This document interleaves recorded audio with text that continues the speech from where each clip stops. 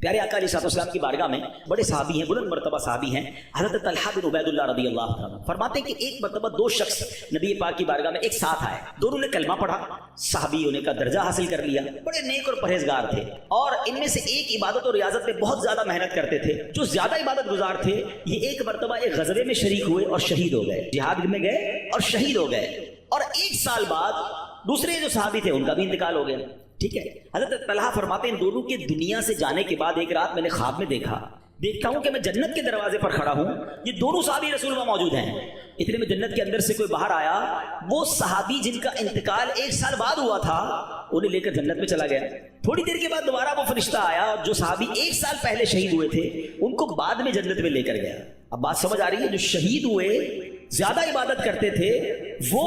بعد میں جنت میں گئے، اور جو ایک سال بعد جن کا انتقال ہوا جو اتنی عبادت نہیں کرتے تھے مگر وہ جنت پہ پہلے چلے گئے۔ اچھا کمال دیکھو صحابہ کرام علیہ رضوان کا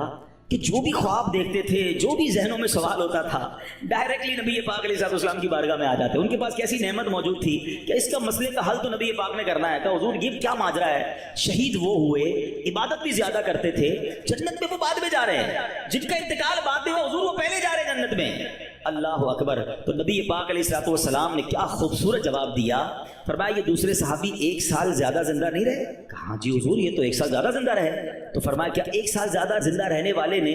ایک سال پہلے شہید ہونے والے سے زیادہ روزے نہیں رکھے ایک سال میں؟ فرمایا ہاں روزے تو رکھے۔ تو نبی پاک نے پوچھا کیا اس ایک سال بعد والے نے سجدے زیادہ نہیں کیے؟ عرض کیا جی حضور سجدے بھی زیادہ کیے۔ تو نبی پاک نے فرمایا بس اسی وجہ سے ان دونوں کے درمیان زمین و آسمان کا فرق ہے۔ بات سمجھ آ رہی ہے؟ مومن اور نیک آدمی کی لمبی عمر یہ اس کے لیے بہت بڑی سمجھ میں فائدہ ہے کہ وہ جتنا جیتا ہے اتنے سجدے زیادہ کرتا ہے، اتنے رمضان اسے ملتے ہیں۔ یاد رکھیے گا بندہ نیک ہو اور عمر طویل ہو تو اس کے وارے نہیں آ رہے ہیں، لیکن اگر بندہ گناہ گار ہے اس کی عمر بڑی ہو جائے تو وہ تو مارا گیا نا، اس کی تو روز نماز قضا ہو رہی ہے، اس کے رمضان کے روزے بھی قضا ہو رہے ہیں، وہ روز جھوٹ بول رہا ہے، وہ روز حرام کما رہا ہے، تو اس کا تو گناہوں کا میٹر جاری ہے نا۔ یہ لوگ بڑی عمر کی جو دعا کرتے ہیں نا بڑی اچھی نعمت ہے یہ، لیکن اللہ سے ہمیشہ یہ دعا کریں کہ مولا نیکیوں والی طویل عمر عطا فرما، عافیت والی طویل عمر عطا فرما۔ تو پتہ چلا کہ ماہ رمضان یہ ہمارے لیے بہت بڑا احسان ہے، اللہ خیر سے رمضان عطا کر دے، اس کو ضائع نہ ہونے دینا، اس کو خوب نیکیوں میں گزارنا، پچھلے گناہوں کی معافی کا ایک اور چانس دیا جا رہا ہے، مغفرت کا گویا ایک اور موقع آنے والا ہے، اللہ کرے کہ ہم اس کی قدر کرنے میں کامیاب ہو جائیں۔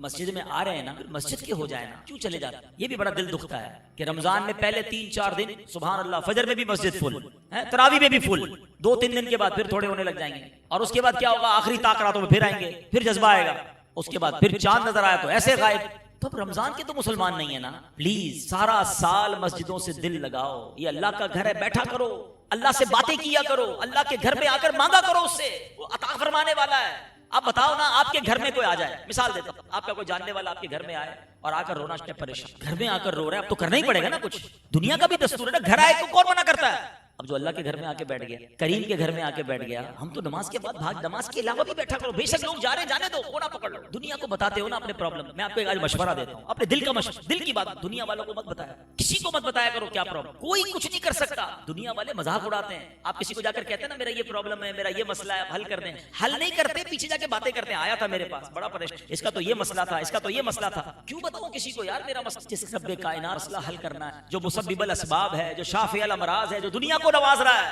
بیٹھ جاؤ نا اس کے گھر میں، آ گیا ہوں یا اللہ تیرے گھر میں، پریشان ہوں، تھک گیا ہوں مولا، دنیا بھر کے دھکے کھا لیے، مسئلہ حل نہیں ہوا کریم، اب تیرے گھر میں آ کر بیٹھ گیا ہوں، اور تو میری ماں سے زیادہ مجھے چاہنے والا، اے اللہ بس میری باتیں کرو اللہ سے، دل کی باتیں کرو، بیمار ہوں اے اللہ علاج نہیں، اے اللہ پیسے بھی نہیں ہے علاج کے، اے مالک مدینے جانا ہے اس کے لیے بھی پیسے نہیں ہے، لوگ جا رہے ہیں میں اکیلا رہ جاتا ہوں، اے اللہ تو تو قریب ہے مجھے بھی مکے مدینے دکھا دے، آپ کے دل میں جو پریشانی ہے، اے اللہ قرضے میں ہوں نہیں اتر رہا قرضہ، اے اللہ روزگار نہیں مل رہا ہے، اے اللہ کاروبار کر رہا ہوں نقصان ہو رہا ہے، لوگ ستاتے ہیں مجھے مالک، میری بچی بیمار ہے، اے اللہ بچی کا رشتہ نہیں ہو رہا ہے، میری بچی سسرال میں خوش نہیں ہے، کیوں بتاتے ہو دنیا کو، اس غریب کے گھر میں کیوں نہیں آ کر بیٹھ جاتے جو خود فرماتا ہے ادعونی استجب لکم، مانگو میں تمہیں عطا کروں۔ دنیا والے مذاق اڑاتے ہیں ہمارا، ان کے دھکے کھاتے ہیں، اور جو اپنی رحمت کا دروازہ بند نہیں فرماتا، اور رمضان میں ارے راتوں میں رحمت کا ندا لینے والا فرشتہ ندا دیتا ہے کوئی مانگنے والا کہ اس کو عطا کیا جائے، ہے کوئی توبہ کرنے والا اس کی توبہ قبول کی جائے، ہے کوئی مغفرت کا سوالی اس کا سوال پورا کیا جائے۔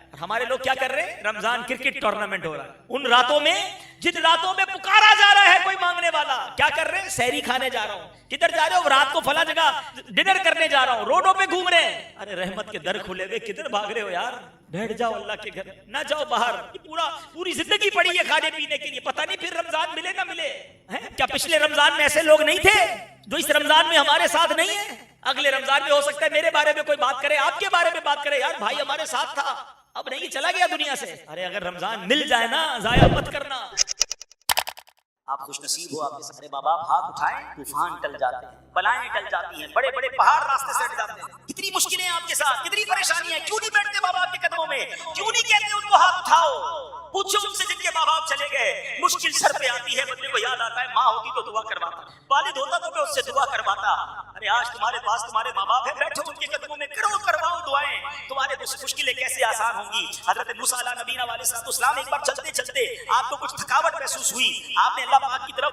आप चाह रहे थे कि सफर आसान हो जाए, अल्लाह पाक ने वही भेजी, ऐ मूसा करीब एक पहाड़ है, वहां तशरीफ ले जाइए, उस गार में एक शख्स होगा, वो आपके लिए सवारी का इंतजाम कर देगा। हजरत मूसा अल्लाह के नबी हैं, कलीमुल्लाह हैं, अल्लाह चाहता तो हवा के जरिए आपको सफर करवा देता, खुद सवारी का इंतजाम फरमा देता, आपको एक बंदे के पास क्यों भेजा? आप गार में जाते हैं, उस शख्स के पास जाकर जैसे ही गए, उस शख्स ने अभी आपको पहचानता भी नहीं था, आपने फरमाया मुझे सवारी चाहिए, उस शख्स ने फौरन बादल को हुक्म दिया, ऐ बादल नीचे आओ, बादल नीचे आया, और आपने फरमाया उस बादल को शख्स ने हुक्म दिया कि इनको उनकी मंजिल तक पहुंचा दो। सुभान अल्लाह, हजरत मूसा उस बादल पर सवार हुए और हजरत मूसा हैरान हुए, और जनाब वो सफर कंप्लीट हो गया। आपने अल्लाह की बारगाह में अर्ज़ की, मौला ये बंदा कौन है जिसकी दुआ से बादल नीचे आया, बादल ने मुझे मंजिल तक पहुंचा दिया। सुनिए, अल्लाह की बारगाह से इरशाद हुआ, ऐ मूसा ये अपनी माँ का फरमाबरदार, इसने अपनी माँ की बड़ी खिदमत की है, जब आखिरी वक्त आया ना तो इसकी माँ ने इसको दुआ दी थी, बेटा मैं तुमसे राजी हूँ, अल्लाह पाक भी तुमसे राजी हो। अल्लाह फरमाता है मूसा मैं इससे राजी हूँ,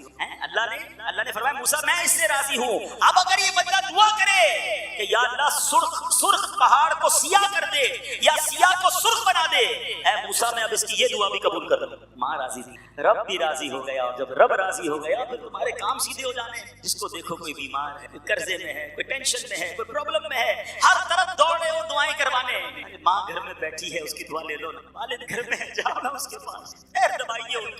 उनकी खिदमत कीजिए, माफी पहले तो मांगिए उनसे। कितनी बुलंद आवाज में बातें की हैं, कितना झाड़ा है अपने माँ बाप को, कितना बुरा भला कहते हो। दोस्तों के लिए टाइम है, वालिद के लिए टाइम नहीं है। खुदा की कसम सवाब का अंबार है तुम्हारे घर में। हदीस पाक के अल्फाज हैं, जो बेटा जो औलाद अपने माँ बाप को मोहब्बत की निगाह से देखे, हदीस पाक का मजमून है, नबी पाक फरमाते हैं जो औलाद अपने माँ बाप को मोहब्बत की निगाह से देखे, अल्लाह मकबूल हज का सवाब अता फरमाता है। अल्लाह अकबर। सहाबी रसूल ने पूछा, व इन नज़रा कुल्ल यौमिन मिअत मर्रतिन, या रसूल अल्लाह कोई 100 बार दिन में देख ले। अरे माँ बाप को घर में है ना, जितनी बार चाहे देखें। अल्लाह अकबर। नबी पाक ने क्या फरमाया, अल्लाह अकबर व अतयब, अल्लाह बहुत बड़ा और पाक है, यानी कोई 100 बार देखे अल्लाह 100 हज का सवाब अता फरमा। तुम्हारे घर में इतना बड़ा सवाब मौजूद, मुझे बताओ देखने पर हज का सवाब है, पैर दबाने पर कितना सवाब होगा, व्हील चेयर चलाने पर कितना सवाब होगा, उनके लिए दवाई लाने पर कितना सवाब होगा, माँ और अब्बू के लिए उनकी मनपसंद कभी बाहर से खाना लाने का कितना सवाब होगा, रात को उनकी पुकार पर खड़े होकर लब्बैक कहने का कितना सवाब होगा। जरा सोचो तो सही, वो बेटियां जो माँ की खिदमत नहीं कर रही, अरे यही बूढ़े माँ बाप है जिन्होंने हमारी गंदगियां साफ की हैं, यही वो बूढ़े माँ बाप है जिन्होंने उंगली पकड़कर हमें चलाया है। आज इनको चलने की जरूरत है, तुम दूर जा रहे हो, आज उनको तुम्हारी जरूरत है, तुम्हारे पास टाइम नहीं है। वो कहते हैं ना कि 2 माँ बाप मिलकर 11-11, 10-10 बच्चे संभाल लेते हैं, 11 बच्चों से मिलकर 2 माँ बाप नहीं संभाले। खुदा के वास्ते ये मत, ये तुम्हारे लिए बहुत बड़ी नेकी